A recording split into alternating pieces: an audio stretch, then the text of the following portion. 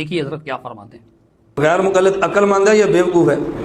بیوقوف ہے. مثل الذین حملوا التوراۃ ثم لم يحملوها كمثل الحمار يحمل اسفارا. اللہ فرماتے ہیں دیکھو ان کے اوپر کتابیں لاد دی گئی ہیں اور سمجھتے ہیں نہیں، اس گدھے کی طرح ہیں کہ جس پر کتابیں لاد دی اور کتاب کو سمجھے نہیں. تو غیر مقلد کے لیے سب سے موجود ترین لفظ یہ ہے، اگر یہ کبھی سامنے چڑھ جائے اور آپ نے درسگاہ میں دیکھا ہے، اگر کوئی طالب علم بات نہ سمجھے، استاد کہتا ہے اور گدھے تجھے میری بات نہیں سمجھ آ رہی، اور گدھے تجھے میری بات نہیں سمجھ آ رہی، تو گدھا جب کسی کو بیوقوف کہنا تو پھر کیا کہتے ہیں؟ گدھا کہتے ہیں. اس پر میں مثالیں دیا کرتا ہوں کہ ہم جب غیر مقلد کو گدھا کہتے ہیں تو ان کے درمیان کچھ وجوہ تشبیہ ہے کہ جس بنیاد پہ اس کو گدھا کہتے ہیں. آپ نے گھمن صاحب کی گفتگو سماعت فرمائی. حضرت کہہ رہے ہیں کہ ہم غیر مقلدین کو گدھا کہتے ہیں. اگر آپ ہمیں گدھا کہتے ہیں تو اس پر ہمیں بالکل بھی تعجب نہیں ہوتا. کیوں؟ کیونکہ ہم دیکھتے ہیں کہ آپ، ہماری کیا حیثیت ہے؟ ہم تو عام لوگ ہیں، اہل الحدیث، ہم تو عام لوگ ہیں.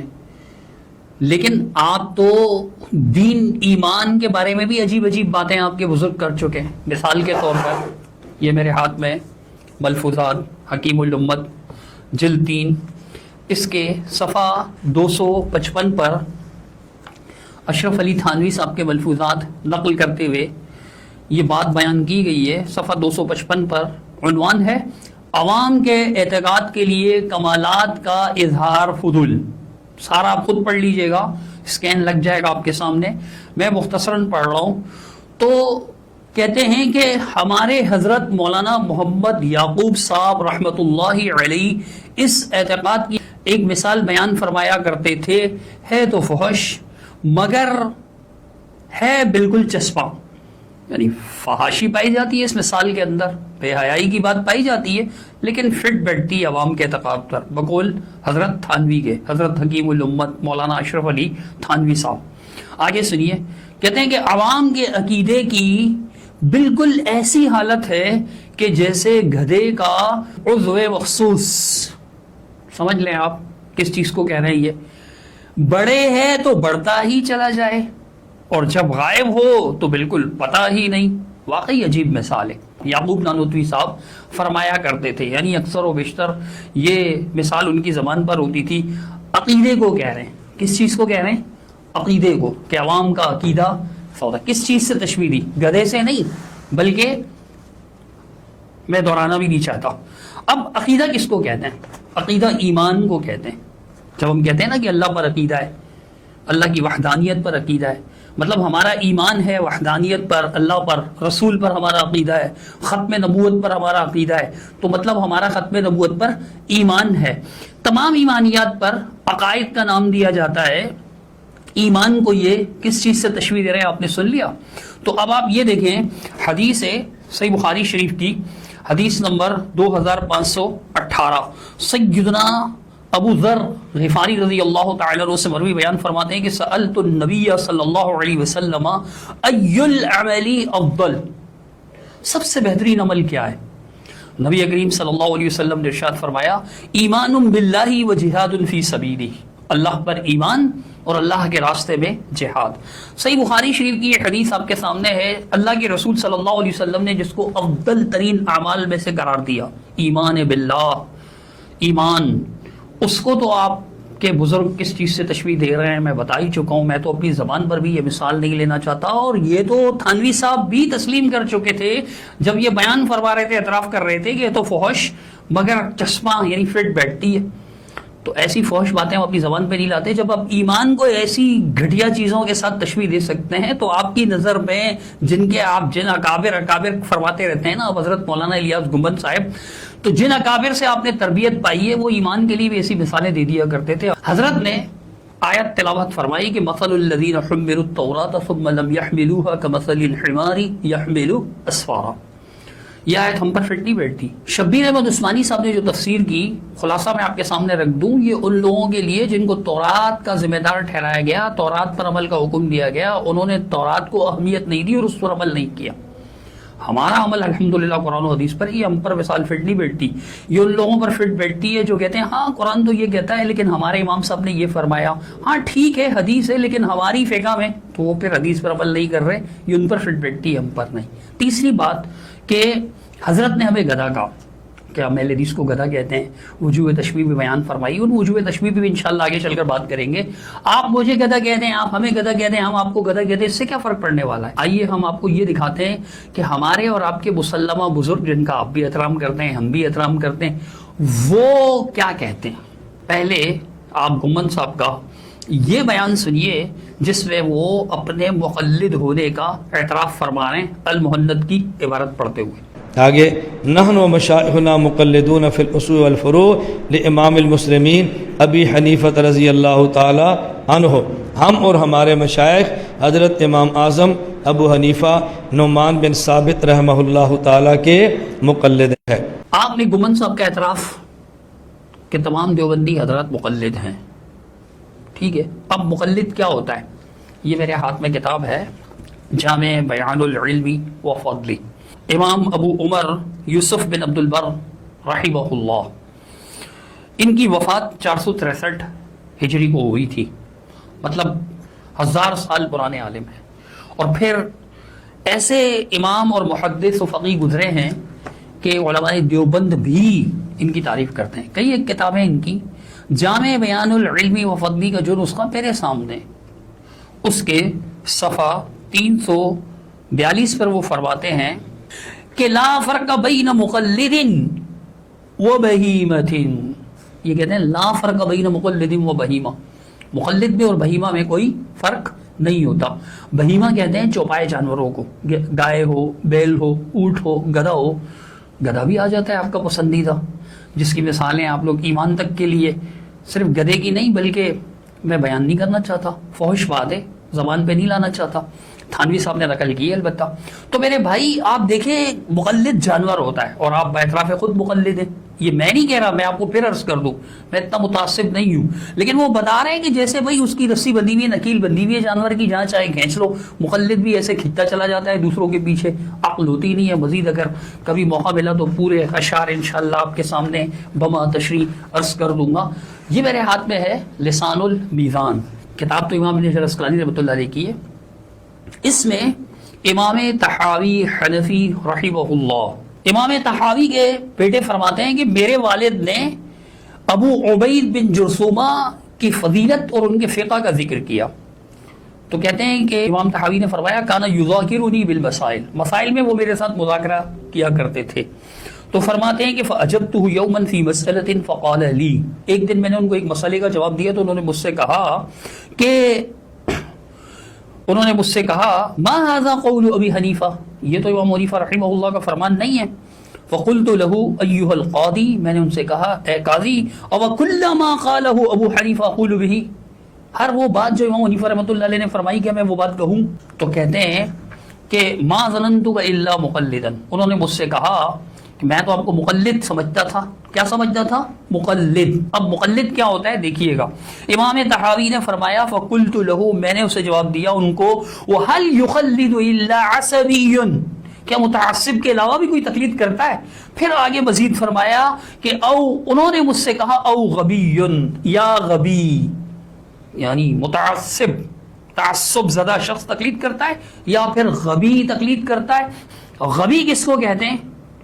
آئیے آپ کو علماء دیوبند کی خدمت میں لے چلتے۔ علامہ وحید الزمان کیرانوی صاحب ادب کے استاذ تھے دارالعلوم دیوبند میں، ان کی کتاب ہے القاموس الوحید، القاموس الوحید صفحہ 1154 دیکھیے گا کیا لکھا ہوا ہے کس کے بارے میں؟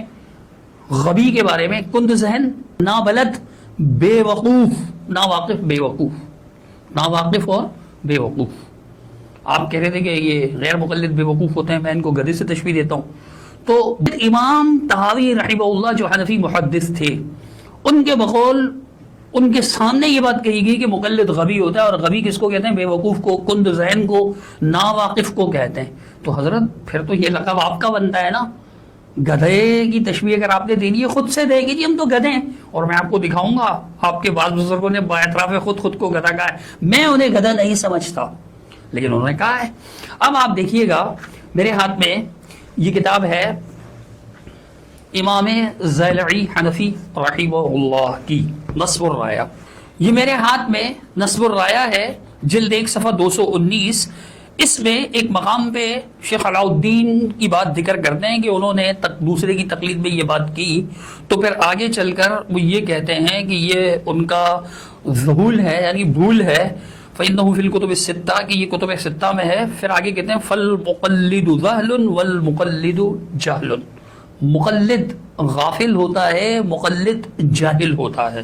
آپ کہتے ہیں کہ اہل حدیث بے وقوف ہوتے ہیں۔ پھر مولانا سرفراز خان صفدر صاحب کی مشہور زمانہ کتاب الکلام المفید، اس کے اندر تو لکھا ہے تقلید جاہل ہی کے لیے ہوتی ہے۔ اب بتائیے کہ بے وقوف کون ہے؟ آپ کہتے ہیں کہ غیر مقلد بے وقوف ہے، میں ان کو گدھا کہتا ہوں، تو حضرت اس سے بڑی بے وقوفی کیا ہوگی؟ اور آپ اگر یہ کہ بوجھ لادا گیا کتابوں کا گدھے پر تو وہ عالم نہیں ہو جاتا ان کی مثال، تو پھر حضرت آپ کو مدرسوں میں پڑھایا گیا، حدیث پڑھائی گئی، اصول حدیث پڑھائی گئی، فقہ اصول فقہ، تفسیر اصول تفسیر پڑھائی گئی، اس کے باوجود اتنے کتابوں کا بوجھ لادا گیا، پھر بھی آپ نے اپنے لیے چوز کس چیز کو کیا؟ تقلید کو، جو کس کے لیے؟ جاہل کے لیے، جو کون کرتا ہے؟ غبی کرتا ہے یا متعصب کرتا ہے۔ تو اس بے وقوف لفظ کے اور اس آیت کے اصل مصداق آپ ہوئے کہ ہم۔ اس کے علاوہ علامہ عینی بدر الدین عینی حنفی رحمہ اللہ، بہت بڑے جلیل القدر حنفی عالم گزرے ہیں، جو کہ 855 میں فوت ہوئے ہیں، کئی کتب کے مصنف ہیں۔ سب سے معروف ان کی عمدۃ القاری، صحیح بخاری شریف کی شرح ہے۔ ان کی ایک کتاب انہوں نے ہدایہ کی بھی شرح کی، البنایہ کے نام سے، اس میں حضرت فرماتے ہیں فالمقلد ذہل والمقلد جہل، مقلد غافل ہوتا ہے، مقلد جاہل ہوتا ہے، وآفت کل شیء من التقلید، ہر چیز کی آفت تقلید میں سے، ہر چیز کی آفت تقلید میں سے۔ یہ ہو گیا تقلید کا مسئلہ۔ آپ ہمیں گدھا کہہ رہے تھے جانوروں سے، لیکن وہ مسلمہ بزرگ جن کو آپ بھی مانتے ہیں، ہم بھی مانتے ہیں، جن کا ہم بھی احترام کرتے ہیں، آپ بھی، جن کو آپ بھی امام سمجھتے ہیں علم کے، ہم بھی، وہ کس کو کہہ رہے ہیں یہ ہم آپ کو بتا چکے۔ اب رہی بات گدھے کی، کیا ہمیں گدھا کہتے ہیں، تو یہ مولانا محمد صادق آبادی، ان کی ایک کتاب ہے اکابر کا مقام تواضع، اس کے صفحہ 355 پر آپ دیکھیں، انہوں نے شیخ المشائخ مولانا عبد الغفور مدنی کے واقعات کے عنوان سے لکھا کہ وہ فرمایا کرتے تھے کہ حضرت یہ لوگ مجھے پہچانتے ہیں اسی لیے گدھا کہتے ہیں، یعنی جو مجھے پہچانتا ہے وہ مجھے گدھا کہتا ہے۔ دوسری ایک ان کی کتاب ہے اللہ کے راستے میں نکلنے والوں کی حیرت انگیز کارگزاریاں۔ یہ کتاب جو ہے اس کے شروع سے ہی اگر آپ دیکھیں گے تو آپ پر واضح ہو جائے گا کہ طارق جمیل صاحب کے بیانات پر ہے۔ ایک بیان کا ذکر کہتے ہوئے کہ طارق جمیل صاحب نے فرمایا ہم گدھے ہیں کہ جنہوں نے شیر کی کھال پہن رکھی ہے۔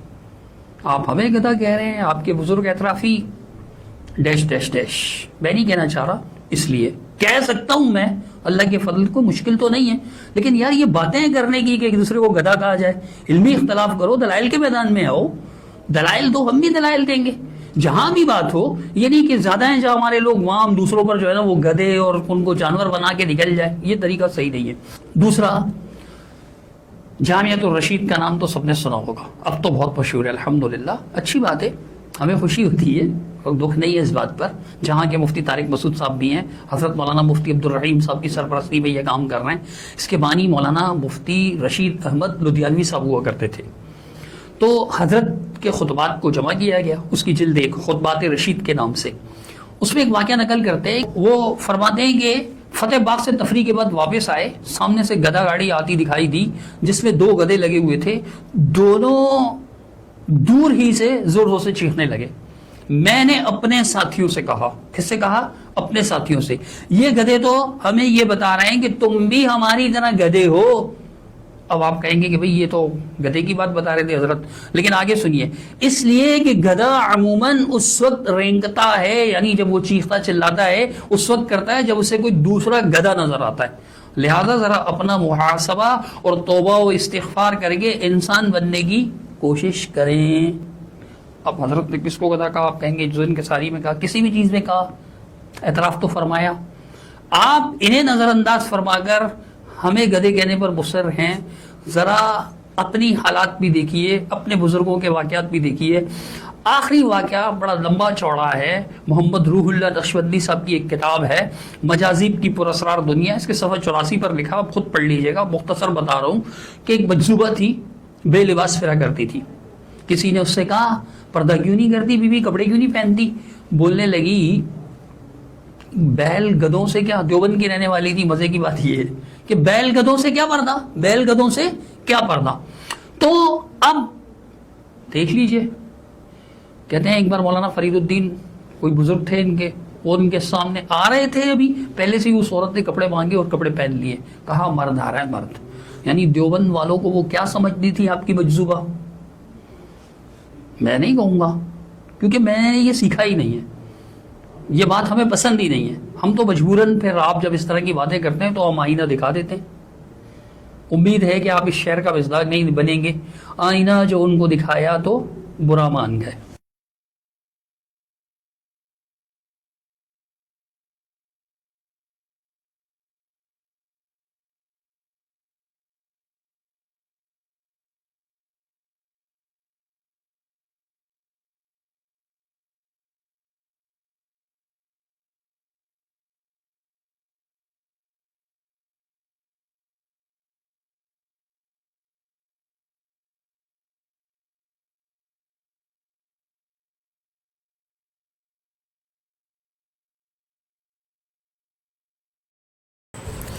تو مولانا الیاس گنبد صاحب نے جو اہل حدیث کے متعلق جو بد لقب استعمال کیا، بد القاب ان کے اوپر استعمال کیا، تو مولانا صدیق رضا نے ان کو انہی کے علماء کی کتابوں، انہی کے اکابر کی کتابوں سے ثابت کر دیا کہ ان کے علماء ان کے بارے میں کیا کہتے ہیں۔